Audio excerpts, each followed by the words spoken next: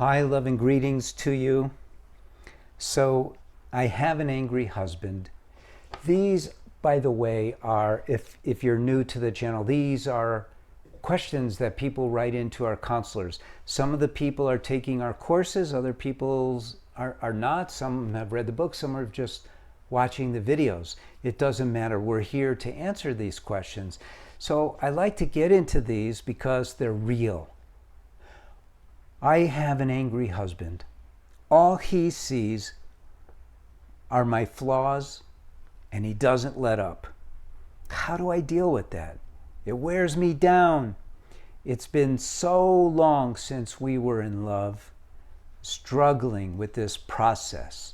Now I think what she's talking about is the course. Yes, I agree, I need to be more proactive.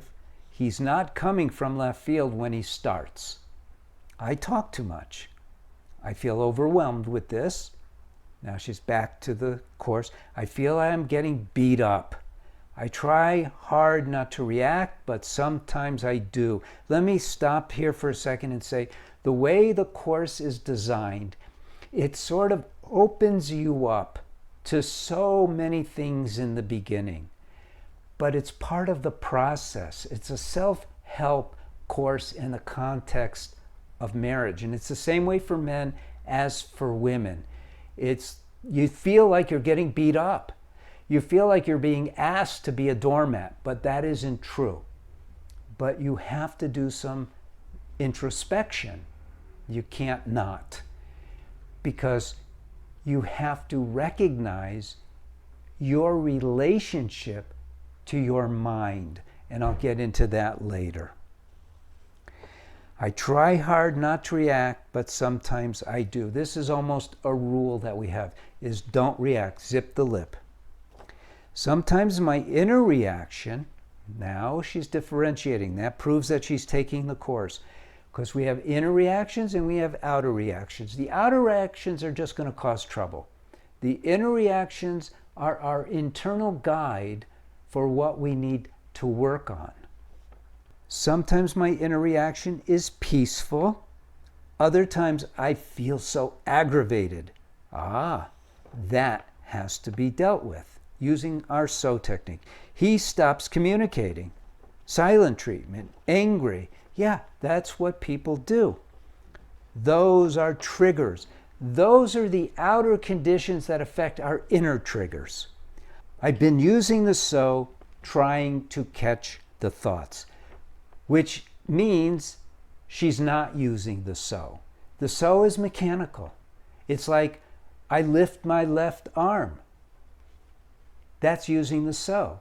You're either doing it or you're not. She needs more guidance. I'm glad she wrote in. I'm sure the counselor helped her.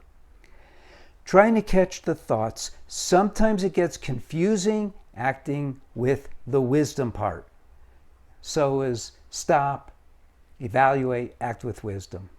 I don't know what to say to respond or react. I feel numb. Sometimes I don't even know what love is. Wow, this is not unusual. People who take the course are like opening up a can of worms. The good news is they're opening it up, which means, and the can of worms are inside us. It's not the marriage. It's not the wife. It's not the husband. It's us. We were not taught, and here I told you I would get into the mind. We have been taught all our lives that we are the mind. And it's fake. It's not true. It comes from Freud, the father of Western psychology. He was an atheist. And no offense to atheists, it's okay. But he was intensely atheist. He didn't accept the possibility that we are a higher consciousness, a soul. Whether it comes as God creating us or whether it just is, the reality is we are a higher consciousness. We're not the mind. We have a mind. We teach the hierarchy of body, mind, and soul. You're the soul. You have a body. Who's ever heard of someone saying, I am my body. I and my body are one. No. Descartes said, I think, therefore I am. No. You are, therefore you think. At least your mind is thinking for you. You're the soul. That consciousness, that state of consciousness is pure. It's love. It's wisdom. It's joy. Unbelievable, unending joy. But we get trapped. We call it, at the Marriage Foundation, we get trapped in the ego. The ego is the pseudo-soul. It is the combination of the mind and the soul, and it's mixed up. We help unmix it up. We show clearly, because you know what? The mind cannot feel love. And so when she says, sometimes I don't even know what love is, in less than a minute, I could sit her down, I could sit you down, and I could say, breathe in, tense your body, relax. Now think of your child. Now visualize opening your heart. Let the love, the liquid love, flow to your child, flow to your spouse, flow to God. That's the real you. That's the real you. But you have not been controlling the mind to no fault of your own. We have to be taught these things.